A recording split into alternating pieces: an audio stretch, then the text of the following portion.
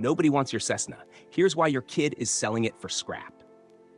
Take a moment, read that title again.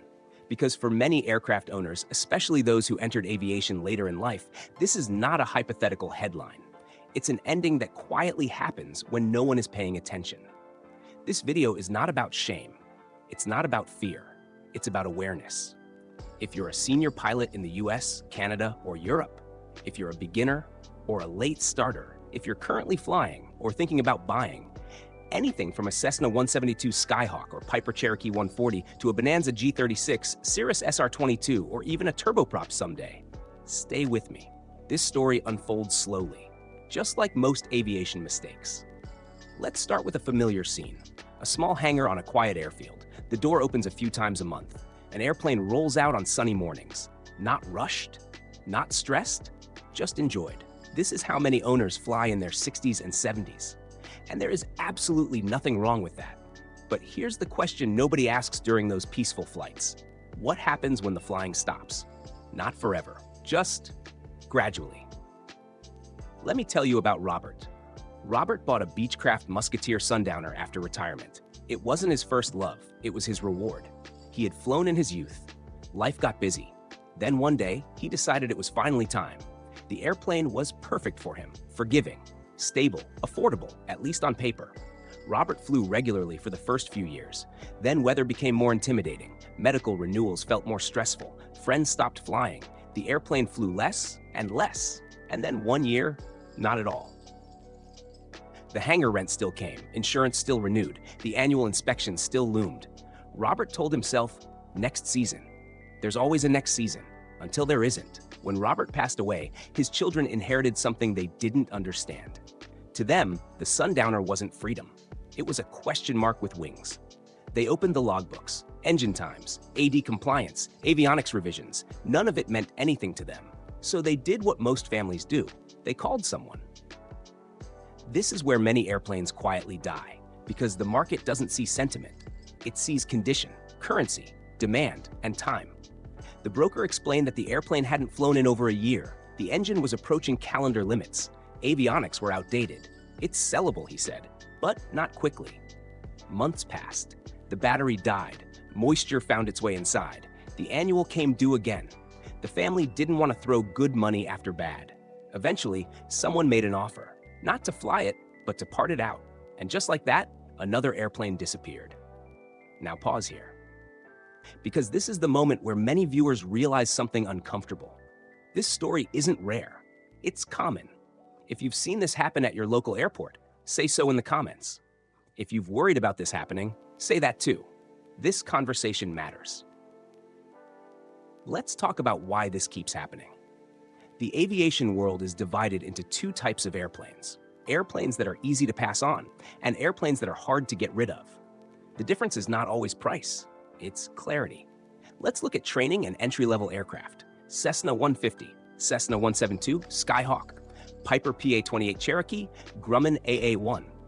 These airplanes tend to survive ownership transitions better than most. Why? Because their purpose is obvious. Anyone can understand what they're for. Students, clubs, flight schools. There is always somebody looking, but even these airplanes can fail if neglected. A Skyhawk that hasn't flown in 3 years isn't a Skyhawk anymore. It's a deferred maintenance project, and projects scare buyers. Now let's move into the personal touring category. Cessna 177 Cardinal, Cessna 182 Skylane Piper Comanche Piper Saratoga Socata TB20 Trinidad, Cessna 210 Centurion. This is where things start to get tricky. These airplanes are wonderful, but selective. They don't appeal to beginners. They're not cheap enough to be toys. They're not fast enough to be status symbols. Their buyers are specific, and specific markets punish neglect. When these airplanes stop flying, value erodes quietly and relentlessly. Now think about this from your family's perspective. Would your spouse know who the buyer is for a Piper Saratoga? Would your children understand the difference between a good Bonanza and a bad one? Or would they just want it gone? Be honest with yourself. Then tell me in the comments, because others are asking the same questions silently. Let's talk about modern singles. Cirrus SR22 Diamond, DA40 Star Diamond, DA662, Mooney M20U Ovation Ultra Cessna TTX. These airplanes sell well when current. But current is fragile. Miss training requirements. Let databases expire. Allow avionics to fall behind. Suddenly, the airplane isn't modern anymore. And modern buyers are ruthless. They don't want explanations. They want turnkey. When your heirs can't provide that, they discount heavily. Now let's step into high-performance territory. Daher TBM 850, 900, 960, Pilatus PC-12 and PC-12 NGX, King Air 200, 250, 260, Piper M600 and M700 Fury.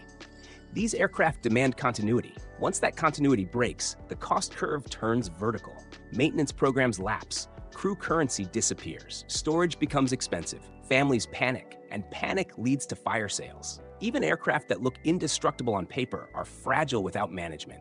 And yes, even jets. Honda Jet Elite and Elite 2 Citation, Longitude Cirrus Vision, Jet Embraer Praetor 600, Falcon 10X Gulfstream G800 Global 8000. At this level, the numbers are bigger, but the principle is the same. Jets without a plan don't age gracefully. They bleed value. And families who never wanted an airplane in the first place will not wait patiently for the right buyer. Let's slow this down. This video is not telling you to buy smaller, or cheaper, or newer. It's telling you to buy with an ending in mind, because every airplane has an ending. The question is whether it's controlled or chaotic. Here's a hard truth. Your airplane will outlive your medical certificate. It may outlive your interest. It may outlive your ability to manage it. That doesn't make ownership a mistake. It makes planning essential. Ask yourself these questions. If I stopped flying next year, what would happen to this airplane? Who would sell it? How fast would it lose value? Who would want it? If you can't answer those questions clearly, your family won't be able to either. This is where many senior owners get it right. They document everything. They keep the airplane flying. They talk openly with their families. They even pre-identify buyers or clubs. Those airplanes don't become scrap. They become legacies. Now I want to hear from you. Are you planning to own for life? Or planning for transition? Do you think most owners ignore this topic? Should flight schools and brokers talk about this more openly? Write your thoughts in the comments. Your experience might save someone else's airplane. Let's bring this home. Nobody wants your Cessna doesn't mean nobody wants airplanes. It means nobody wants unplanned ownership. Airplanes are not like cars. They don't forgive neglect. They don't wait patiently. But when cared for and planned for, they outlive us beautifully. The saddest aircraft aren't the ones that crash. They're the ones that sit quietly, perfectly flyable, until someone decides they're easier to destroy than to understand. Don't let that be your airplane. Thanks for staying with me through this story. If this video made you think differently about ownership, share it with someone who needs to hear it. And I'll see you in the next one.